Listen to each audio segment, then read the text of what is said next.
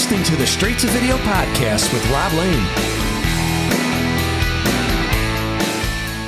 What's up, everyone? Hope you're well and either getting into the festive spirit as we head towards Christmas, or you're just managing to hang in there and bear the strain of all the chaos surrounding this time of year. But either way, I want to thank you for taking some time to listen to this show, and it's great to have you here. Today's chat was a cool one, and to be honest, I was all set to wrap up this year's podcast with a Christmas-themed show today, which I like to do each year, and I've got it all done and in the bag, but you're going to have to wait till next week now, as I got the opportunity to speak to the band Princess Goes. Going under a slightly shorter name to what was originally Princess Goes to the Butterfly Museum, this New York-based band boasts one heck of a stellar lineup of characters. The band, who made their live debut back in 2018, features Peter Yanowitz, previously of the Wallflowers, on drums, keyboardist Matt Katz-Bohen, who currently tours with Blondie, and on lead vocals Michael C. Hall, who many of you will know from his acting roles in shows 6 Feet Under, Safe, and his iconic portrayal of Dexter Morgan in the serial killer show Dexter. The band are a cool bunch of characters, and whilst I only had a short time to chat, we covered some fun stuff, and I'm sure you're going to enjoy learning about the band, whose sound lends itself to the darker edge of synth music, so make sure to check out their latest album Come of Age, along with the video to the title track, which has just been released.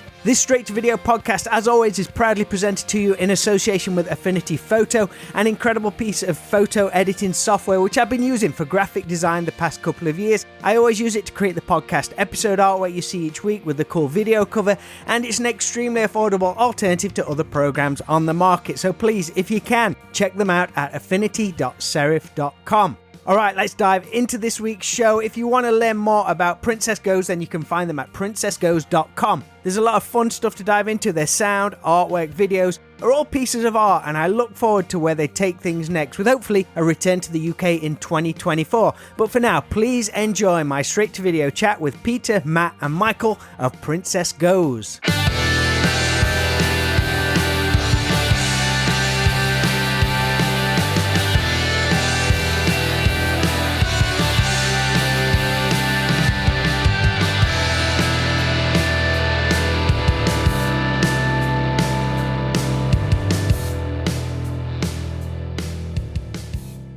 Hey, man. How's it going, Peter? Nice to see you. Dude, man. Where are you located? Nearest big city is Nottingham. Oh, beautiful. You're in the UK. Nice one, Rob. Right in the middle of the UK. How's it going, Matt? Good. How you doing, Rob? Yeah, pretty good. We have a very good mutual friend, Andy Blacksugar. Oh, cool. How do you know Andy? He used to come to the UK quite a bit in his old band, AC Slade and the Dark Party. Oh, I know AC Slade and the Dark Party. Yeah. Wow. I had a small record label for a while and put out their debut album here in the Really? UK. Yeah, so Andy's a good dude. Oh, cool. I'll tell him that I spoke with you on here. Does he live nearby to you? Are you out in Brooklyn way, or whereabouts is he? Yeah, he's pretty close by. He's a few subway stops away. But yeah, he's also been touring in Blondie with me. Yeah. So I saw you guys at the Nottingham Arena. When was that? Was that last year or year before? No idea. Could have been. But yeah, we're trying to get him on a Princess song so he can do some of his guitar magic. The guy is a genius. Yeah, he kind of is. He really kind of is. He's a vampire, though. He never gets old. Yeah, you can't call him before 3 p.m. Don't bother trying to reach him before like 3. It's funny. How's it going, Michael? Good. How are you? Yeah, I'm good, thanks. Got everybody here. Nice to see you all. You're fresh off some US dates, and not long before that, a bunch of shows in Europe. How are you seeing things building with the band's fan base? Does it feel like a step up each time you come back to a different country and city? Do you see things growing? That's a good question. Yeah. Yeah, incrementally sometimes. Yeah, it's always a trip to go to a place you've never been before and have people show up and have a good number of them be familiar with your music. Yeah, it's always amazing when that happens. You're starting to see some familiar faces, like, oh, I recognize them from last time. Yeah, there are definitely some people who might qualify as hardcore fans. How are people reacting to the new songs at the recent live shows? So good. We just played in Atlanta on Sunday, and it was, I don't know, maybe one of the best Princess shows ever. Just good energy. And people know the new songs now. When we were in the UK in October, a record hadn't come out yet, and in Europe. So we were playing a few of the new ones, but now we're kind of not hesitant to just throw in some of the new record. You know, it's nice. My favorites like Let It Go, the title track's great, and Shimmer as well, which seems to be channeling a bit of David Bowie and U2 in there. I don't know if that's a good comparison for you guys. We'll take that. I can hear that.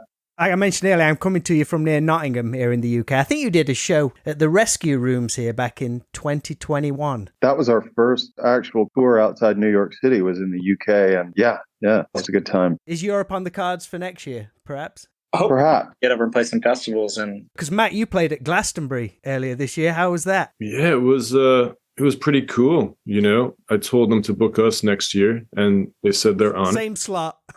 Same slot, definitely same slot. Yeah, that was a fun little adventure. Got to see Cat Stevens play. He sounded incredible. Elton John, Queens of the Stone Age. We know Josh and and Troy, some of those people. And we actually want to go out and record with Dave Catching one of these days out there at his Rancho de la Luna. I always want to say Rancho Relaxo from The Simpsons, but it's Rancho de la Luna. Excellent. How is your relationship with the UK? Do you have any favorite places over here? We were just in Norwich, and I hadn't been there, and it's such a cool little town. I mean, it was just a little place that we played, and it was just like the sun was out. I don't know, Norwich was really special, but there's so many places. Manchester, the Midlands are really beautiful. London's always fun. Liverpool's really rad. Yeah, we love it. I don't know, we feel like outside of maybe New York and the US, it's so nice to be able to go play there. And we feel like the fans there have a certain special appreciation for music, and it's deeper there maybe somehow. I don't know. Because Michael, your Netflix series Safe, that was filmed in and around Manchester, I believe. And I think, did I see that you even used the legendary Night and Day Cafe as a location for Heaven nightclub? Yeah, the Night and Day Cafe, which was the first of the two places in Manchester where we played, is a place we shot for, 2 or 3 days, I think. And it was very surreal to return to that place after having shot there when the band was something that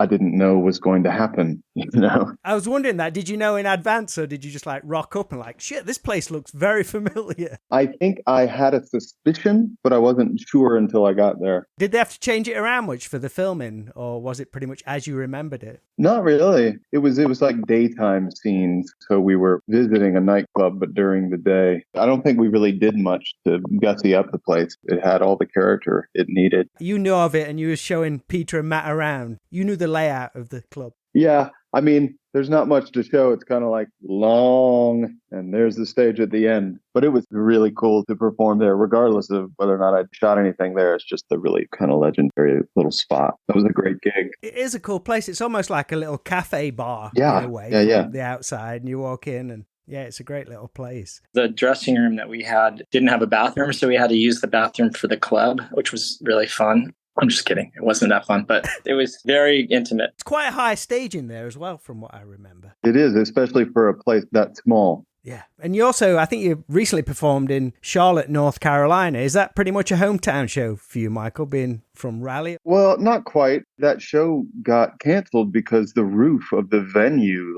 caved in or something, and they had to cancel all their upcoming gigs. The only place we've played in North Carolina is Raleigh, my hometown. But yeah, anything in this part of the world feels like a sort of homecoming. Because the band is very much New York based, a place where you all met through the Broadway production of Hedwig and the Angry Inch. I love the film from 2001. How familiar was you all with it prior to working on the Broadway show? Had you seen the film, or was you totally new to it? I'd seen the film, and I'd seen the original production downtown at the Jane Street Theater back in, I don't know if it was 98, 99. Yeah, I was very familiar with it myself and familiar with that original recording. And it's amazing music. It's really great songs. Yeah, big fan of the film. Wasn't lucky enough to see the original. Mike, I didn't know you got to see the original one. That's awesome. Yeah, I met Stephen Trask, the guy who wrote the music, at one of those nerdy writing retreats that songwriters go on sometimes. And so I got to meet him, and then my appreciation for the show just grew exponentially from there. I already loved it, but then I met the songwriter and I was like, Jesus, this guy's pretty awesome. Yeah, it was nice. New York, and particularly Times Square, a feature of the new video and the title track of the latest album. For this video, I'm probably pronounced this wrong. Is it Marcus Sager? Marcos Siega. I was in the ballpark. Yeah. He directed several episodes of Dexter, but his resume, it's a real encyclopedia of 90s and 2000s pop rock and punk, like Blink-182, Collective Soul, Weezer, All American Rejects, all of my favorite bands from back then. The guy pretty much created the look of that era through those videos. What was it like shooting in Times Square with him? Was it fun? Yeah, it was awesome. It was totally guerrilla style, no permit, one camera man and a director and somebody feeding us some sound because we did a sped up version so that we could be moving in slow motion. And yeah, we just showed up and did it. We weren't really bothered. It's such a sort of chaotic world that time of night. We were just one of the many moving sideshows. So we weren't bothered. We just kind of rolled through and did it. It was fun. All of you have been in and around Manhattan and New York for a long, long time. How much has it changed for you over the years? Peter, I think you said before that when you arrived there, it was one of the first times you felt you were at home. How do you look at it now? Yeah. I hear so much about how New York's changed and New York's dead and it's over. And, I don't know. I just got back from walking around in Soho and Lower East Side. And I don't know. There's something here that always, I guess, is going to feel like home and a place where magic happens. Hell, I got to meet Mike and Matt here. And it's just been the catalyst for so many creative leaps, and yeah, it's like there's too many Chase Banks and CVS pharmacies and, it's corporatized a little bit. But I don't know. I've never felt New York it's more crowded than ever. Everybody's fucking weed on the street. It's like crazy. After the pandemic, which was kind of amazing also to be in New York when it was just like ghost town. I'll never forget that. That was kind of incredible. But it came back like twofold where it's just more crowded than ever and it feels more vibrant than ever. And I don't know. I still believe in it. I know a lot of people have given up on it, but I still believe in it here. It's pretty awesome. Where was everybody's favorite record store there? I always liked Other Music. It's a famous store in the city. It was right across from Tower Records, which was like the big behemoth sort of record store. And then there was Other Music, which had more indie. And there was Bleecker Bob's. That was a great store, too, on Bleecker Street. Bob was a character. He once showed me the baseball bat that he had, which he, threatened to use on me or anyone else who would shoplift from his store. Matt Katz-Bohen is the true New Yorker in the band. He was born and raised in the Village, Union Square area. It's true. It's true. Should actually answer the New York question, Matt. Yeah, no, I agree with Peter. The city's changed a lot, but it still has an energy that's very difficult to find anywhere else in the world, I think. London, maybe, but it's different. It's very different. The band did their first show out there at a venue. Was it called Berlin? Berlin, yeah. What do you remember about that night? What don't we remember about that night? That's the question. Didn't Debbie come? Debbie Harry? Yeah, Debbie started her, love of the band, I think, there at that show. Do you remember to put her on the guest list? No, we made her pay double. I don't know. She was pretty pissed at me about that for a while, actually. But she did help us carry gear in and out. She carries drums upstairs. I think it reminds her of the good old or the bad old days, at CBGB and sort of lugging gear around. So Clem lets Debbie Harry carry her drums. Yeah, I guess. I don't know. I don't know if I would say that. I don't think she'd carry Clem's drums, just ours. Yeah, I think just Peter's drums. Yeah, it's not really a Clem thing. It's a Peter thing. It's a princess thing. The band has this great pedigree of talent in it. People all know Michael from his acting. Peter, you was part of the Wallflowers, and Matt, you worked with Blondie. Did you advertise that, or did you just want a slot on the bill to test the water and get on stage in front of an audience? I think it did say featuring Peter from the Wallflowers in a big sign outside. It didn't. And Rob, we've always wanted to lead with the music and just have people find us through our songs. I don't know. I think in press and stuff, some of our backgrounds come out. But yeah, we've always wanted to try to just trick people into falling in love with us without even really knowing who we are, where we are, or what the fuck's going on. Michael, what do you plan for next year now? Like the writer's strike's finished. Are you going to be juggling acting and music with the new album and things getting back together again in the acting world? I hope so, I hope I'm able to swing some acting gigs in the coming year. It's, I'm always singing for my supper one way or another, but there's some irons in the fire. We'll see. That's my little one here. Oh, there you go. I'm doing this a lot too. And there you are. Sorry, I just confirmed with my wife that she food. Oh. Anyway, but yeah, I hope so. I hope to do some acting. I hope to do some gigs. I hope to do some of everything. And you've got some shows coming up on the West Coast in the new year. Yeah, we're playing like San Diego, Los Angeles, San Francisco. Yeah, and then later in January, we're playing Nashville, Asheville, and Louisville. All the Ville. It has to have a Ville of it. Where else could we play that has a Ville? Greenville, is that one? There are a lot of Villes. Greenville, right. Greenville, that's right. There's a Greenville, North Carolina, too, right? There's a Greenville, North Carolina, that's right. There's some Villes in the UK, right? Like, what is it? The Derby Villes? Shires. Yeah, we have shires, yeah. So I'm in Derbyshire at the moment. You support the Nottingham football? I used to be big into football prior to music coming along. So up until I was like 15, 16, I used to support Nottingham Forest. They were my team. And they used to be pretty decent back then. I don't know how they do these days. Sport and football or soccer went right out the window once music came along in like the late 80s. So yeah, it was gone. It was out of there. So I always end with a similar question. I'll pose it to all three of you, just kind of to wrap things up. So if you can, I want you to time travel a little to a Friday night in the late 80s or early 90s and you head into the video store. What movie soundtrack do you have on the Walkman and which 3 tapes are you going to rent for the weekend? If you like, you can just pick 1 tape each to save confusion. Love it. So there's a movie soundtrack that we're listening to? Yeah. Is the tape a video? Yeah. Like a movie? Mm-hmm. All right. What year? Late 80s, early 90s, something like that. I'd go with The Mission, Ennio Morricone, instrumental, but a phenomenal composer for screen. And I'm going to rent Raising Arizona, Coen Brothers movie. Appropriate for what's happening at the moment. Yeah, that's what I'll do. I would probably have the Scorsese documentary, The Last Waltz, because I was in the Wallflowers early 90s out in Los Angeles, and I was kind of force-fed a lot of that stuff from The Last Waltz and sort of instructed to learn how to play the drums like Levon Helm by Jacob Dylan wanted me to learn how to play like Levon for some weird reason, which was cool because I love Levon. And then movie that I would rent, Jesus, I would probably do Harold and Maude, one of the greatest movies. Another great soundtrack as well. Probably rent that. That's a friend of mine's favorite film, Harold and Maude. Like I had it on VHS and like bring friends home and I'd play it for them. And if they didn't like the movie, then I figured we probably wouldn't be good friends. It's like whether your dog likes somebody or not like that. You can judge a person. So whether they like Harold and Maude. My dog's a shithead. He doesn't like anybody. How about you, Matt? Last up. Let's see. Well, I was barely obsessed with the Lost Boys soundtrack. 1987. One of the greatest. That's a good one. One of the best soundtracks, still holds up to this day. And then as far as movies, I'd be renting. The first thing that popped into my head is The Naked Gun, 1, 2.5, and 33 1/3. I don't know. Shout out to Leslie Nielsen. You know, we need more of him. Did you guys have a local video store in Manhattan? Oh, yeah. Kim's.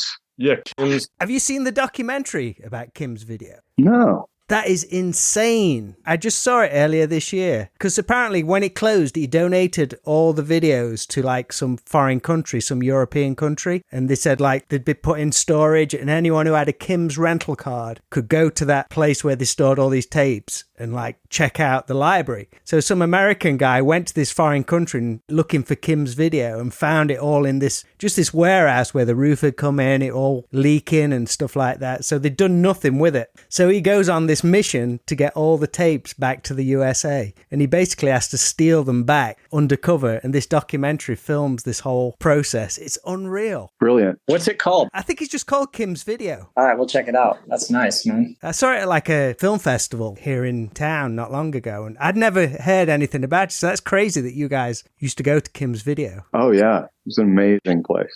I think it's supposed to be like one of the largest collections of videotapes anywhere. They had books, they had albums, and, you know, all kinds of cool. You could just go and hang out there. It was a pretty rad place. How long ago was that? It was like maybe open maybe less than 10 years ago, probably. For me, I frequented it most like in the 90s, from like 93 to 2000, back when I lived down in that part of the world. Add that one to the list, Kim's Video, the documentary. You'll love it. Sweet. Guys, well, I'll let you go. Thank you ever so much for chatting with me. It's been very cool to hook up. Thanks, Rob. Andy just texted me. He says, say hi to my man. He's a good dude. He's awesome. Oh, Rob, so nice to talk to you. Thank you so much for spreading the word, man. Yeah, we appreciate it. Absolutely. Well, good luck with the new album. I look forward to hopefully seeing you when you come back to the UK next year. But I want to wish you all a very Merry Christmas. Awesome. Thank you. To you as well.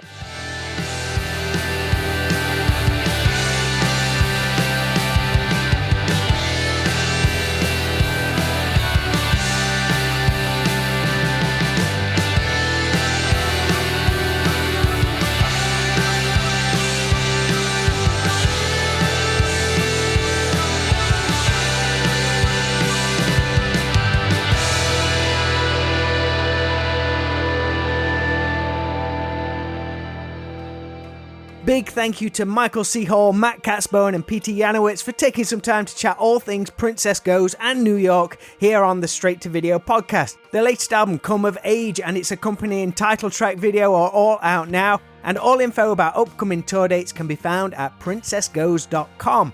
I hope you've been enjoying the chats this year and all things straight to video. Next week's episode is my final show of 2023, and then I'll be taking a break for a couple of weeks, but I'm already compiling my list of guests I want to get on the show for January onwards. But if there's anyone you'd be interested in hearing me chat to, please reach out and let me know.